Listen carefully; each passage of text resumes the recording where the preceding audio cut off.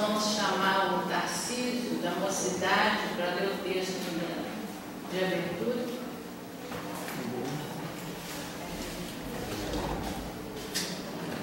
Boa noite. Encarnação dos Espíritos. Quando os Espíritos alcançam em um mundo a soma do progresso que o estado desse mundo comporta, eles os deixam para ir encarnar em outro mundo mais adiantado, onde adquirem novos conhecimentos, e assim sucessivamente, até que a encarnação em um corpo material não seja mais útil. Passam a viver exclusivamente a vida espiritual, na qual continua a progredir em um outro sentido, em outros meios.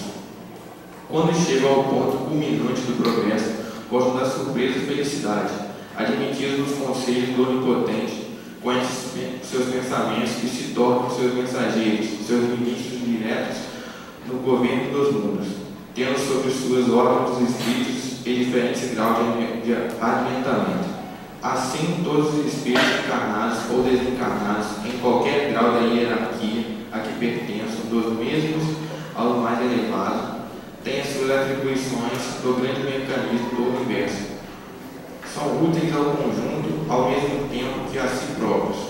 Ao menos adiantados como as simples serviçais, cabem ao desempenho de uma tarefa material, a princípio inconsciente, depois gradualmente inteligente. No mundo espiritual, temos atividade por toda parte. Em nenhum lugar a ociosidade útil. A coletividade dos espíritos constitui, de certo modo, a alma do universo. É o elemento espiritual que atua em toda e por toda parte, sob o impulsionamento do pensamento divino. Sem esse elemento,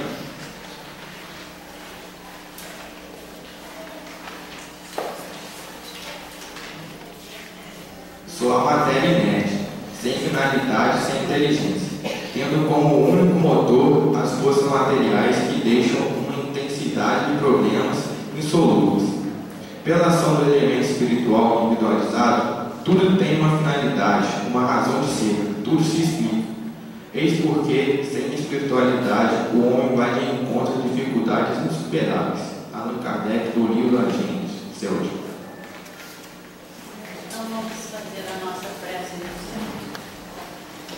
Deus de infinita bondade e misericórdia divina, Jesus, médico de nossas almas, amigos espirituais dessa casa, neste instante nós queremos lhe agradecer por mais essa oportunidade de aqui estarmos para conhecer um pouco mais dessa doutrina que nos consola, que nos alivia, que traz para nós os conhecimentos para a nossa vivência do dia a dia. Abençoe, Senhor, o nosso companheiro que vai trazer o estudo dessa noite, que ele possa ser amparado pelos amigos e benfeitores espirituais de nossa casa. Rogamos, Senhor, as tuas bênçãos para aqueles que sofrem, encarnados e desencarnados. Por tudo isso, Senhor, nós te pedimos e te agradecemos. Com a permissão dos amigos e benfeitores de nossa instituição, consideramos iniciada a nossa reunião dessa noite. Hoje nós estamos recebendo aqui o Rafael de Miracema. É um prazer muito grande recebê-lo, tá? Meus amigos, boa noite a todos. É uma alegria muito grande poder comparecer nesta noite de hoje aqui em Bom Jesus, nessa casa onde eu encontro muitos amigos e encontro um trabalho muito bonito que é nítido e notório para toda a região noroeste fluminense. Vocês estão de parabéns. O tema é perdão, caminho para a evolução espiritual. Eu poderia hoje tratar do assunto trazendo o conceito de perdão. Comentando que perdão vem de perdonar e que significa ir além. E aí a gente trabalharia o Evangelho, caminhar mais passos, não dar somente a capa. Poderíamos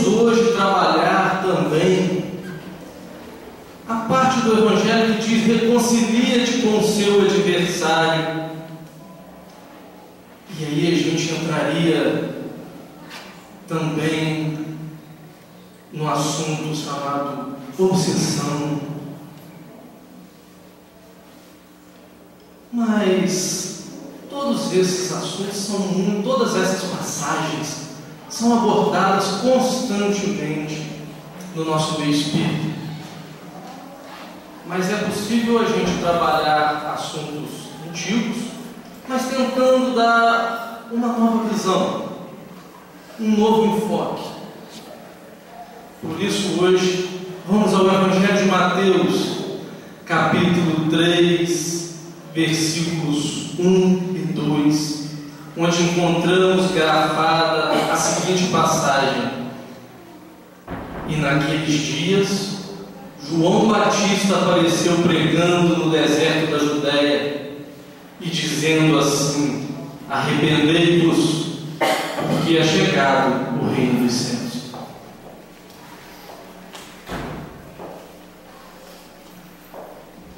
É essa passagem que nós vamos analisar. E vamos pegar o primeiro trecho. E naqueles dias João Batista apareceu pregando no deserto da Judéia. Da lição do Evangelho, começamos a entender que toda pregação começa no deserto, começa no vazio, começa num terreno vasto, mas um terreno árido, que todo início de pregação é difícil, porque assim é o deserto, vazio, vasto, sem construções. Mas veja que o Batista apareceu pregando, não foi em qualquer época, foi naqueles dias. E ao dizer isso, o Evangelho não vem mostrar para nós que João Batista age como a gente que está num dia daqueles, igual a mulher fala: hoje eu não posso ver fulano, porque hoje eu estou num dia daqueles. Não. O Evangelho quer mostrar para nós que João Batista apareceu pregando no dia mais propício para o acolhimento das lições de Jesus nos corações dos seres humanos. Por isso, naqueles dias. Mas agora vamos fazer o que a gente precisa fazer com o conhecimento espírita. Vamos analisar o Evangelho com as lentes da doutrina espírita e ver o que a gente extrai de lá, do texto. Nós vamos perceber, com o conhecimento espírita, que ao falar do deserto da Judéia, o Evangelho mostra para nós que esse lugar, esse ambiente vasto, árido, sem edificações, por enquanto, mas passível de edificações, se assemelha à nossa consciência. Porque o livro dos Espíritos vem dizer para nós que fomos criados simples e ignorantes. Ignorantes no sentido de que nós não tínhamos conhecimento de ignorar, mas que nós podemos construir, que a nossa consciência evolui, e é como esse deserto é vasta. Mas para essas edificações nós vamos precisar de duas coisas: esforço e educação. Veja que os Espíritos esperam de nós sempre muito esforço. Eles não esperam que nós conquistemos de imediato chegar à meta, porque no Evangelho diz como se reconhece o verdadeiro espírita: pelo esforço que faz em domar as más inclinações. O que é preciso fazer, livro dos Espíritos, para alcançar aperfeiçoamento moral. E os Espíritos dizem para nós: esforços insignificantes. Significa dizer que a gente não se esforça. Então, a espiritualidade olha para o nosso esforço. O que é que a gente está fazendo? Como nós estamos educando os nossos sentimentos? Porque depende dessa educação, a resposta que nós vamos dar no dia a dia, fora da casa espírita, ou até mesmo dentro da casa espírita, com um irmão que eu não gosto, porque a minha ideia não se afiniza com ele, que eu ainda não me afinizei ainda com ele. Esforço e educação são duas características que distinguem a evolução do espírito, porque mostram em que nível de consciência nós estamos. Allan Kardec, no Livro dos Espíritos, indaga sobre a escala espírita e na questão 97 os imortais vêm dizer para nós o seguinte: que se dividem em 3 ordens os espíritos de acordo com a sua evolução. Primeira ordem, os espíritos puros, aqueles que já conseguiram alcançar a perfeição moral, que já conseguem alinhar sabedoria, e do outro lado, amor. As 2 asas que Emmanuel diz que vamos precisar para decolar em direção à esfera crística, em direção à perfeição. Da segunda ordem, nós vamos encontrar os espíritos bons. São aqueles que a preocupação principal é a prática do bem. Se preocupam apenas em fazer o bem, mas nem sempre adquiriram toda a sabedoria necessária para a execução desse bem. Na terceira ordem, os Espíritos mostram para nós que estão os espíritos imperfeitos. São aqueles que compreendem, que não compreendem bem ainda que é Deus. São aqueles espíritos repletos de inveja, de ciúme, de egoísmo. E a gente não precisa fazer muita força para saber em qual ordem nós estamos. Basta ver que quando nós saímos por aí, andando com as nossas características, olhando a característica dos outros, nós vamos perceber que saímos abraçados com o nosso orgulho. E aí voltamos para casa reclamando com a família que meu chefe pisou em mim, fulano, meu sobrinho, meu pai, outro, fulano me humilhou, fulano fez isso. Ele não humilhou você, humilhou o seu orgulho, não pisou em você, pisou no seu orgulho.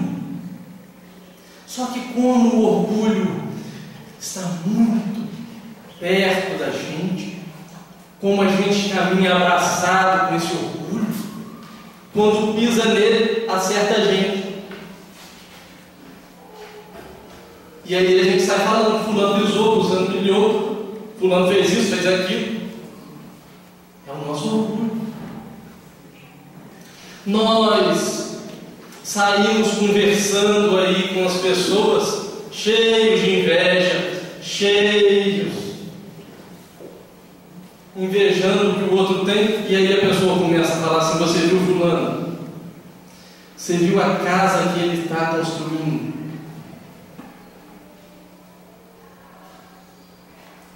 Aí a pessoa, para defender, fala assim: mas hoje em dia tem financiamento da Caixa Econômica, a pessoa pode pegar.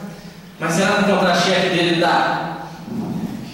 Porque a gente, quando quer falar mal de alguém, a gente vai prestando atenção em todos os pontos, atira até o final e vai perseguindo a vida do outro. Você viu fulano trocou de carro? Aonde está saindo o dinheiro dele? E e depois a gente sai muito contente, falando que tinha que acabar com esse negócio de Big Brother, que isso é uma falta de cultura, e a gente nem precisa sintonizar na TV Globo para ficar espiando a vida do outro.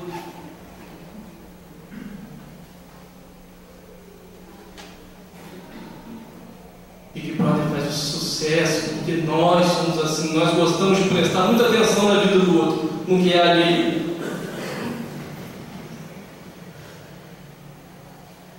Mas esquecemos de nós,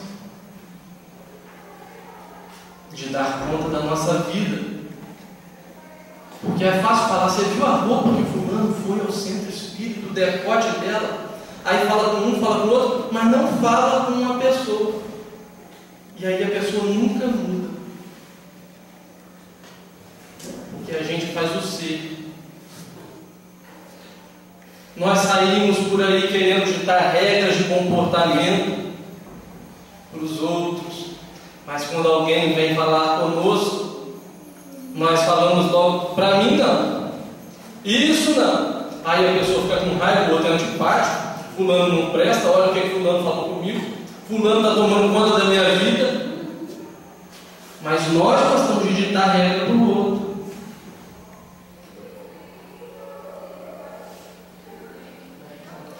Nós saímos de casa combalidos com o egoísmo, que é uma enfermidade.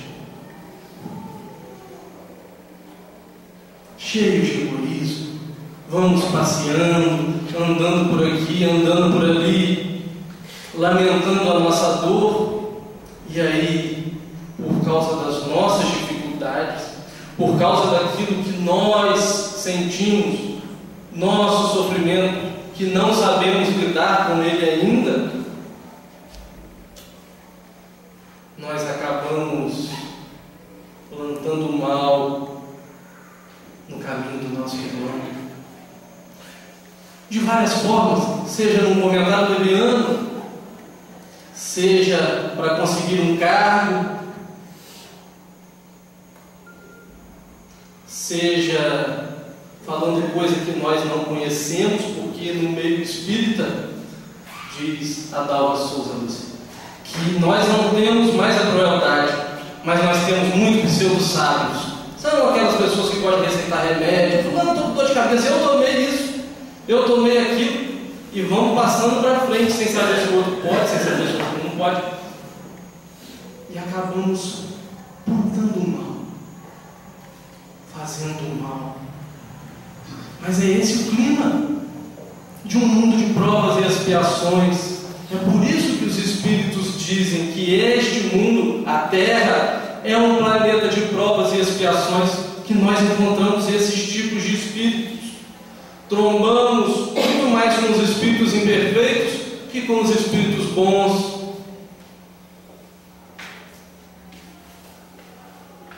E a pessoa ainda diz assim, mas eu erro, eu sou imperfeito. Nós podemos errar, mas não temos direito de fazer o mal, porque os espíritos nos dizem que nós não precisamos passar pela fileira do mal para chegar à perfeição. Passamos pela da ignorância, e é por isso que Jesus vai dizer, Pai, eu não te peço que o tires do mundo, peço que os livres do mal. É do mal, não é do mundo, é do mal. Nós não precisamos fazer o mal, e a gente dá conta disso quando desencarna, que chegamos com a mão suja de lama, que chegamos sem luz, sem brilho, como chegou o irmão Jacó, e vamos encontrar espíritos benfeitores para nos consolar, e aí nós sentimos vergonha, muita vergonha, porque não cumprimos o dever e pedimos para voltar. Para quê? Para acertar, mas erramos muitas vezes tudo de novo, e aí a gente fica indo e voltando, matando o tempo.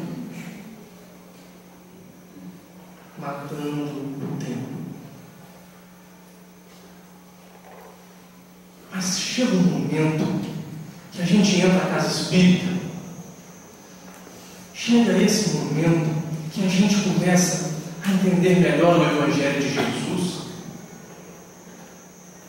E aí a gente começa a ver que essa coisa de ficar matando o tempo, essa coisa de ficar plantando mal, que isso é coisa que cansa, que isso traz sofrimento e a gente cansa de sofrer.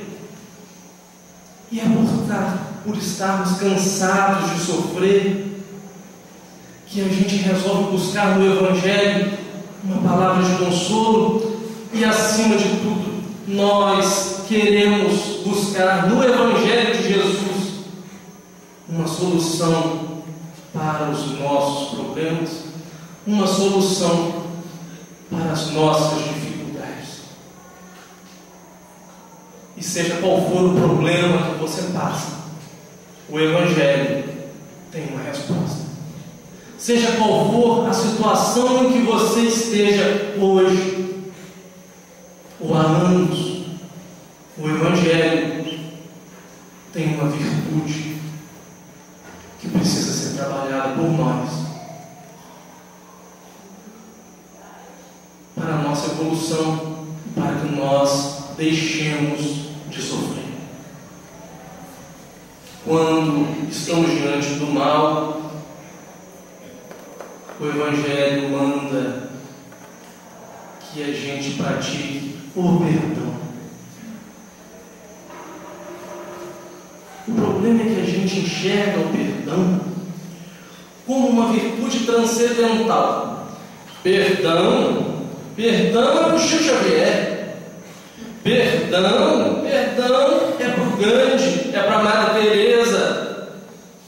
Perdão é para a gente, que somos espíritos imperfeitos. Nós é que precisamos do perdão.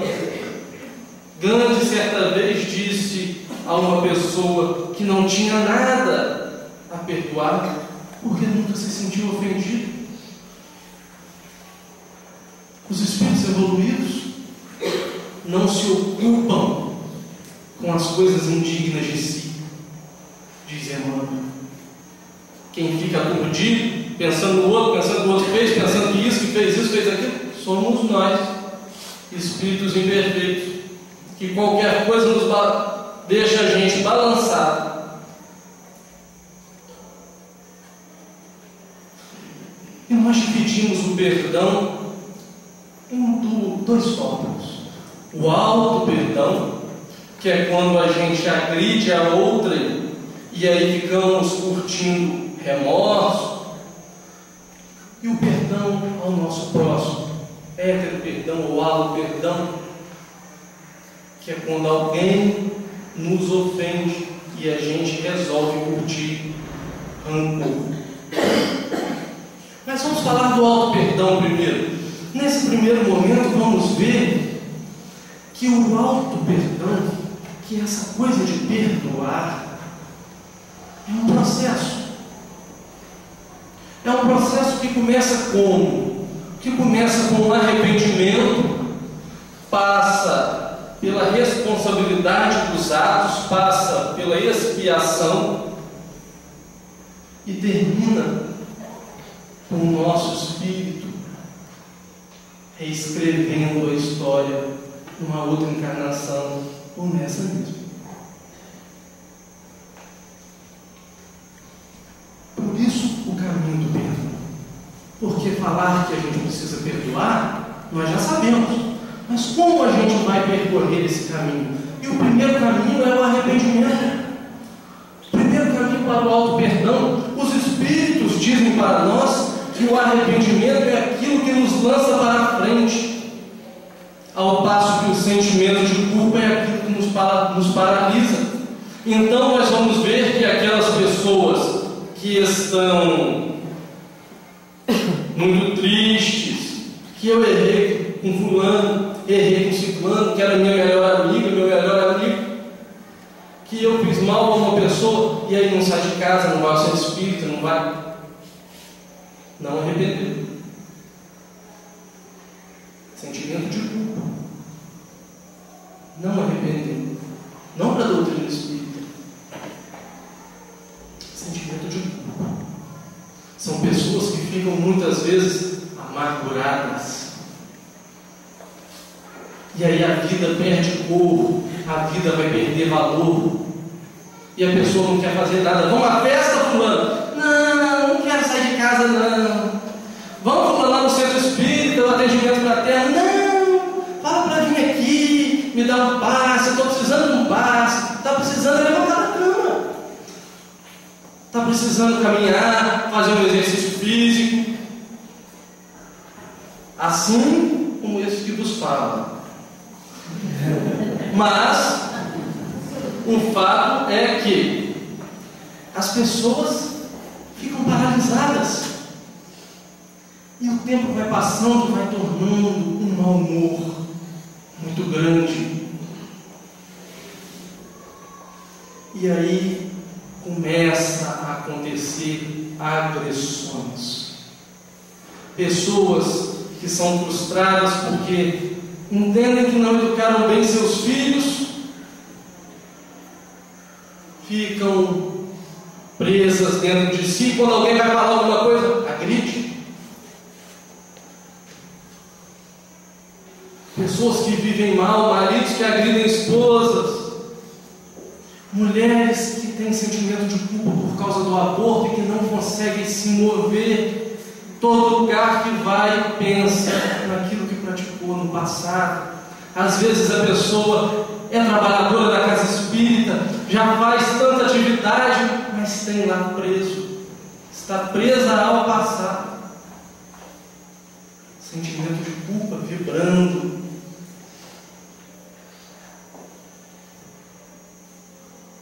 Nós precisamos nos separar dos nossos erros. Nós somos imperfeitos. Mas eu errei com meu pai e ele se foi, é verdade. E o que importa? Nós somos mortais. O Espiritismo educa a nossa visão da vida. O que é a vida para você? Nós somos imortais. E a vida não é só isso que se vê, como dizia Paulo também.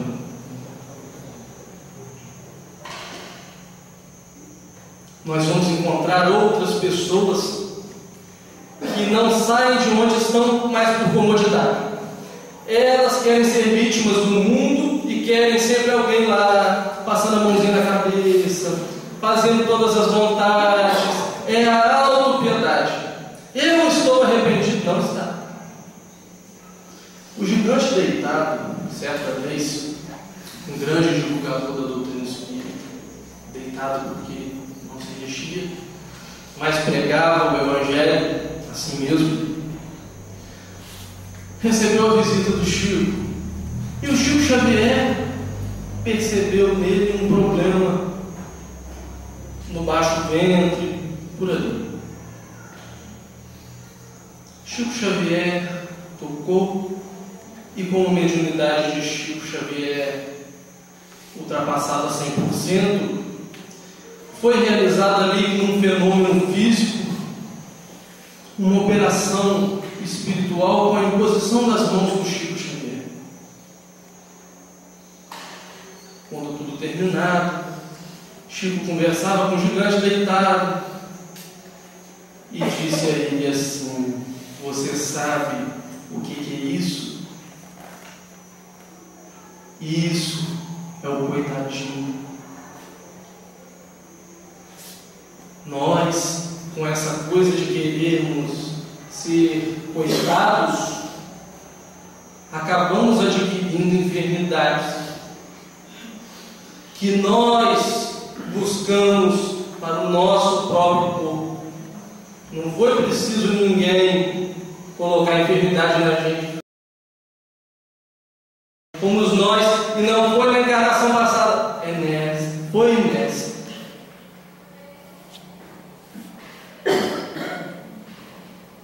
Mas a gente precisa arrepender de verdade. E aí eu entro na segunda parte do Evangelho, quando João Batista diz: arrependei-vos todos vós, porque é chegado o reino dos céus.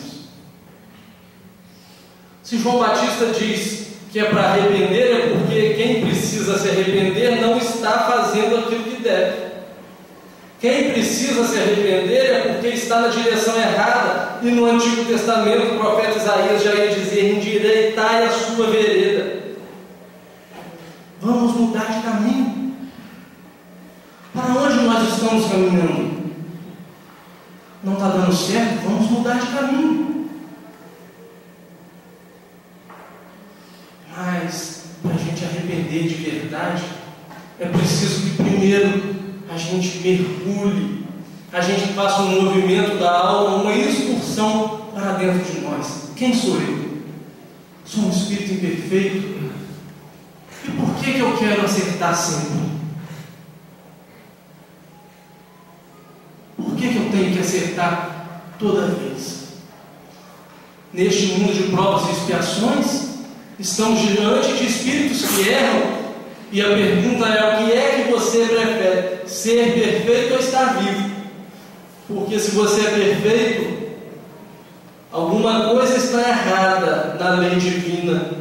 Você caiu aqui para reclamar, você é um espírito puro, mas que reclama, tem alguma coisa errada. Nós erramos, reclamamos, brigamos em casa, brigamos na rua, no trabalho. Somos imperfeitos, erramos. Então vamos prestar atenção nisso. Vejo pessoas se preocupando muito em fazer excursão, porque o rico é assim. Me perdoem aquelas pessoas, mas o rico é assim. O rico, quando tem problema, tem condição financeira, ele viaja, que ele vai para algum lugar, ele vai para a Europa, ele vai para não sei aonde. Quem não tem dinheiro, não tem jeito. Mas quem tem, anda com dinheiro, muitas vezes viaja, porque eu preciso espairecer. Eu estou me sentindo muito mal. A gente precisa viajar para dentro de nós. Porque quando a gente fizer essa viagem, nós vamos aproveitar muito melhor Suíça, Guarapari, Espanha, Vitória, Rio de Janeiro, não importa. Miracema está difícil aproveitar bem, mas vai dar para aproveitar. É difícil. A gente precisa viajar para dentro de nós. Charles Chaplin diz assim: ei você, aonde vai com tanta pressa? Corra depressa, mas para dentro de você. Vamos correr para dentro de nós. Vamos assumir a nossa condição de espíritos imperfeitos, para nós assumirmos assim os nossos sentimentos.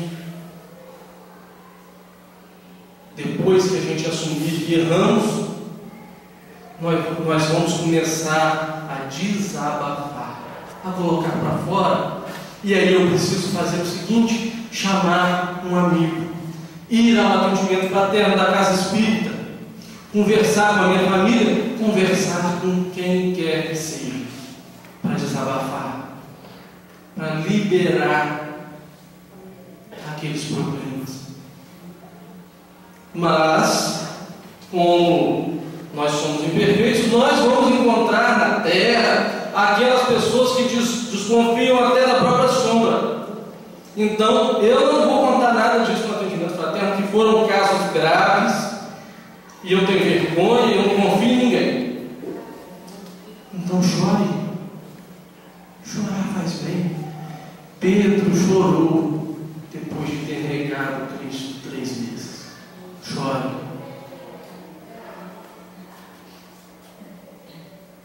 Depois vamos hidratar a alma. Vamos trabalhar, que é para a gente transformar e não deixar mais que aquele sentimento de culpa volte. Vamos sair a campo, vamos ao centro espírita. O que tem para fazer? Tem sempre alguma coisa para fazer, nem que seja para você ajudar. Tem gente que fica procurando muito trabalho, procura ali, mas não tem nada para fazer. E às vezes a pessoa quer procurar dentro do centro espírita, ou quer procurar em lugar mais distante, e deve ser para não achar o serviço, A gente procura longe. Quando a gente não quer uma coisa, vai procurar longe. Certa vez eu, ainda garoto, vamos dizer assim, eclodindo na mediunidade, eu trabalhava e não era espírita ainda, e cismei de que eu tinha que ajudar as pessoas com a vidência. Mas eu queria ter uma evidência não apenas na reunião mediúnica. Eu queria ter uma evidência assim, chegar aqui à palestra, ver vocês e ver os espíritos também, como eu estou vendo os encarnados. É a única coisa que não se deve pedir, diz Allan Kardec no Livro dos Médiuns. Mas como eu não tinha estudado Espiritismo, eu resolvi pedir isso e com afinco. Abri o Evangelho e orei com disciplina, no mesmo horário, tantos minutos, sempre fazendo pedido. Depois de um mês, o guia espiritual falou assim: meu filho, eu estou vendo que você está orando bastante. Leitor, eu quero ajudar mais as pessoas. Eu estou percebendo que você quer ajudar, está pedindo para a sua mediunidade ser lá. Eu falei: eu vou poder ajudar muito mais do que eu ajudo. Ele falou assim: você quer ajudar? Eu disse: quero. Ele falou: então abra seus olhos. Eu abri e no fundo, na sala, estavam meu avô, minha mãe, meu irmão, os três discutindo. Ele falou assim: então por que você não começa ajudando a eles? Porque se você não consegue ajudar nem quem você está vendo, como é que você quer ajudar quem você não enxerga?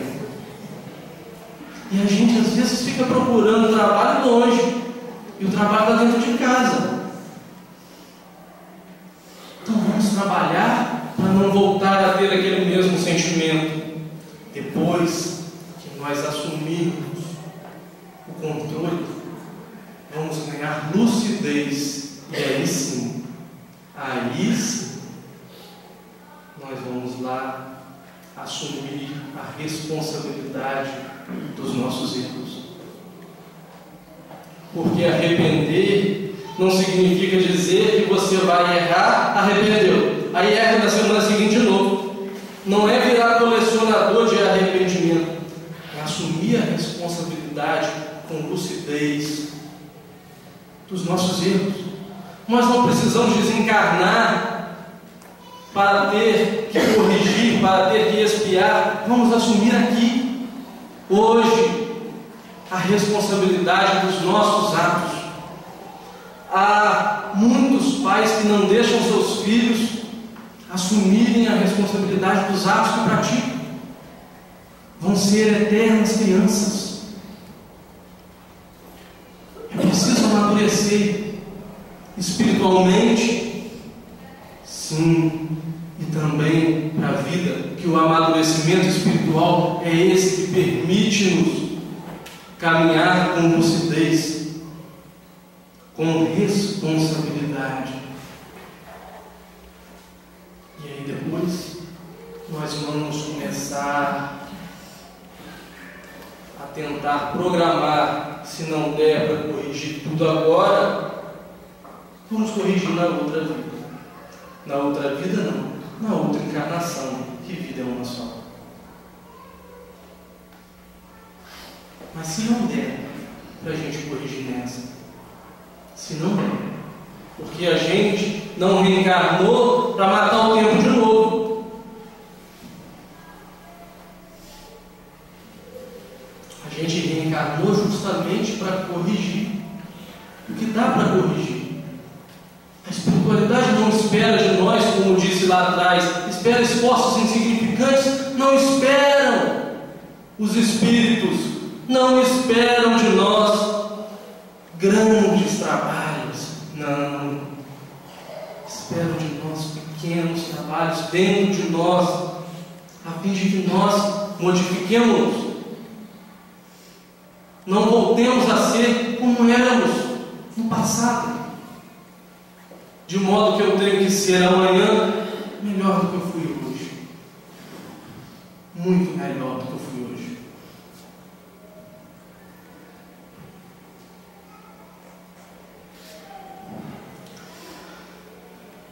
A gente enfrenta um problema na hora de assumir essa responsabilidade. Porque a gente vai ter que muitas vezes procurar o ofendido. E aí a gente se depara com aquelas pessoas que eu não quero olhar na cara dele. Fulano, depois do que fez comigo. Mas o Chico, sempre o Chico, tem um caso para nos mostrar sobre isso. Quando o garoto Chico ofendeu a uma pessoa, que é difícil acreditar nisso, mas o Chico ofendeu sem querer a uma pessoa e ficou em casa muito triste. Um dia, 2 dias, lá no 3º dia, Manuel apareceu e disse: eu estou te vendo aí, cansado, muito triste. O que está acontecendo, Chico? E o Chico disse: eu tratei mal meu amigo. E aí ele diz: Chico, vá lá e peça desculpa. Mas será que ele vai aceitar? Chico, vá pedir desculpa aí. E o Chico, obediente, seguindo o ritmo emanuelino, foi. Ao chegar lá, bateu a porta, a pessoa atendeu e ele disse: eu queria do fundo do coração que você me desculpasse. E o homem olhou e disse: Chico, ou você é muito humilde, ou você é muito cara de pau. Porque depois daquilo que você me fez, ainda vir aqui, bater na minha porta. E o Chico abaixou a cabeça, foi embora. E voltou triste e reclamou com o irmão: olha só, você mandou eu ir lá e olha o que aconteceu. Eu acho até que eu piorei a situação porque ele ficou com mais raiva de mim. E o irmão disse: Chico, aí o problema é dele. Nós temos que fazer e cuidar da nossa parte. Se a pessoa não cuida da dela, o problema é dela.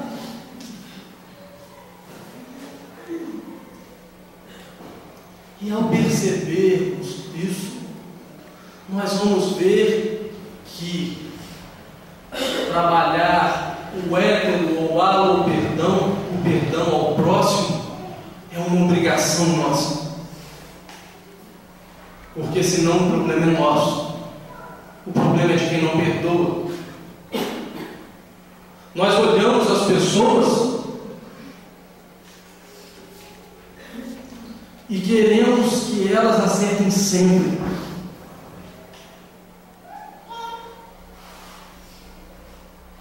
E as pessoas erram com a gente.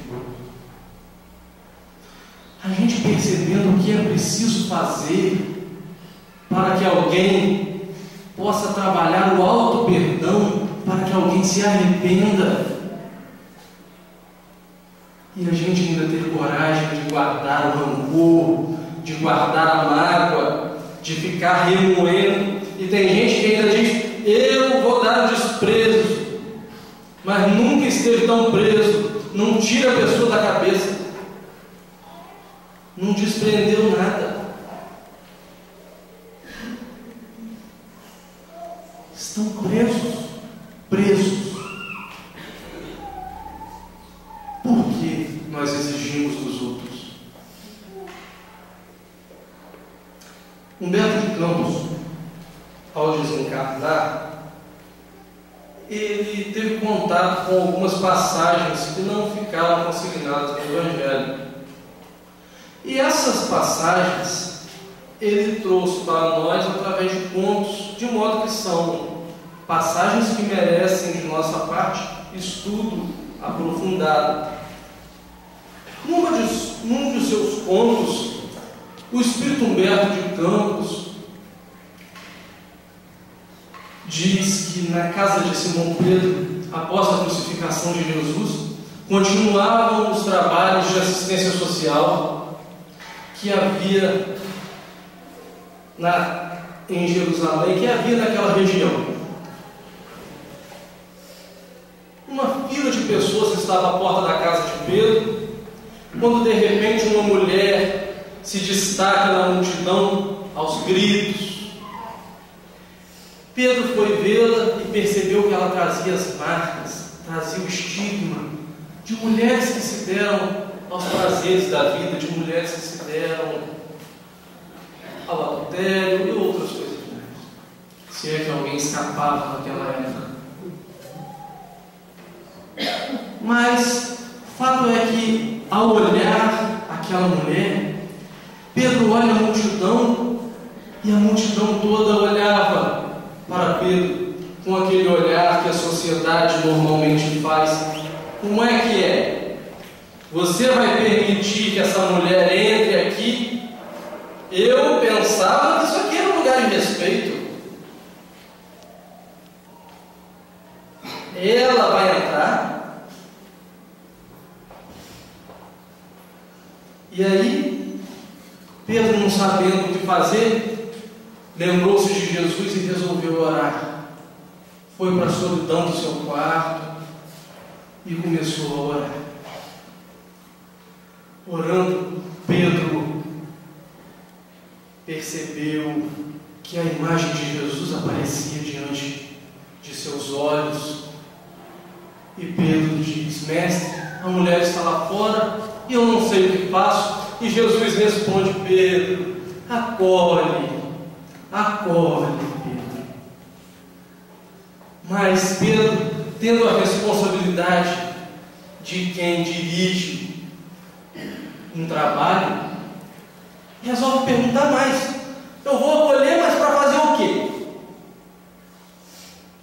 Porque muitas vezes a lição está lá, mas a gente não sabe o que vai fazer com a pessoa quando ela chega.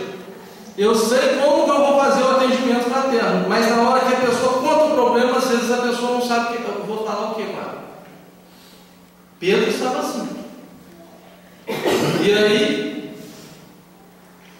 Pedro pergunta: Mestre, vou acolhê-la para dizer a ela tudo aquilo que ela vai passar, tudo aquilo que ela vai pagar, o que ela fez. E Jesus diz: não, Pedro, para isso já existem os juízes na terra. Mestre, então eu vou acolhê-la para falar, para realçar a ela: olha como você está, e contar todos os estigmas que ela traz consigo e que estão aparentes para todo mundo. E aí Jesus diz: não, Pedro, não. Para isso já tem a boca do povo. Não foram essas palavras, mas foi isso que ele quis dizer. Para isso já tem a sociedade para apontar os erros dela. E aí Pedro começa a ficar preocupado. Então eu vou dizer a ela o que ela vai passar nessa vida, o que ela vai passar na vida futura, no plano espiritual. E Jesus diz: não, Pedro, para isso tem os obsessores. E Pedro começa a chorar. Começa a chorar porque, depois de ter convivido tanto tempo com Jesus, não sabia o que fazer. E a gente, às vezes, depois de ter frequentado tanto estudo sistematizado, assistido tantas palestras, a gente não sabe o que é que vai fazer.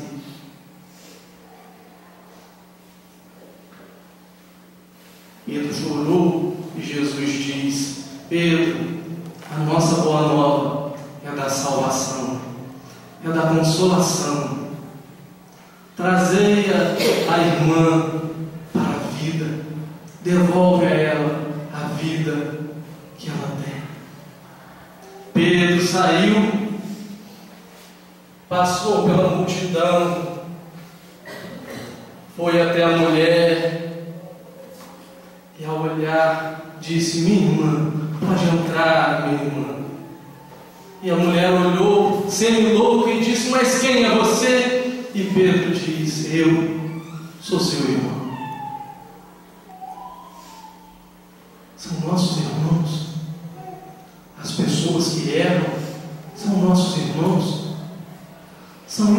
perfeitos como nós. Nós temos uma mania de exigir muito, e exigimos muito, inclusive, de nossos pais, porque trazemos a lição de que devemos honrar pai e mãe. E aí a gente entende que pai e mãe não podem errar. Mas eles são espíritos imperfeitos como nós e erram. Nossos pais erram.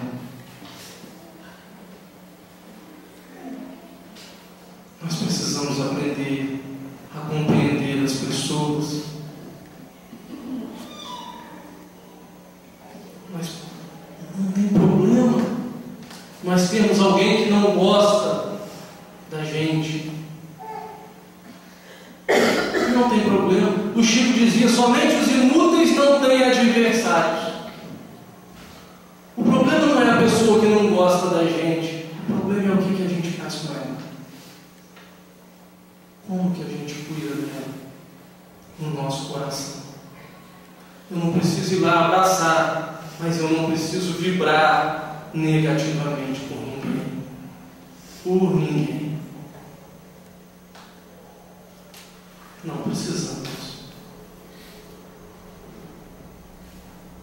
Nós não precisamos porque nós estamos naqueles dias. Nós entramos num centro espírita,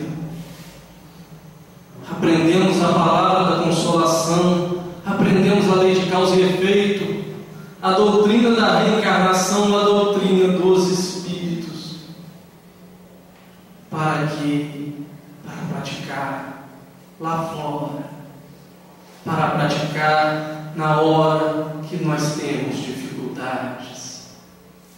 Nós estamos naqueles dias em que nós vamos conseguir perdoar as pessoas, que nós vamos conseguir enxergar a vida de uma forma melhor, que nós vamos conseguir enxergar o próximo como nosso irmão, porque nós queremos amar a Deus. E se nós não conseguimos amar ao nosso irmão que estamos vendo, como é que podemos pensar em amar a Deus que nós não vemos ainda, que sequer compreendemos? Como são pseudo-virtudes que nós estamos praticando, mas agora o campo está propício. Vamos abrir os nossos corações para a pregação, para o trabalho,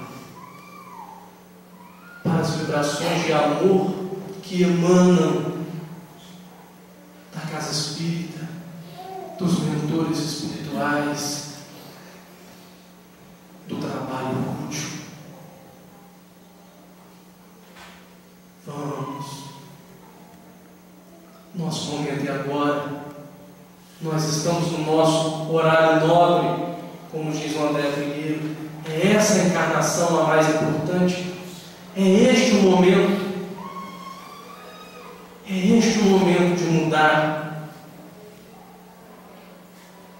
Doutrina espírita espera de nós essa transformação. Jesus espera de nós essa transformação. Não para amanhã, não uma transformação grandiosa, mas a transformação agora, começando com o fato de incorporarmos na nossa conduta o hábito de perdoar, porque no mundo de provas e expiações nós vamos precisar disso. Naqueles dias, João Batista apareceu pregando no deserto da Judéia e dizendo: arrependei-vos todos vós, porque é chegado o reino dos céus. Que Jesus nos abençoe. Muito obrigado.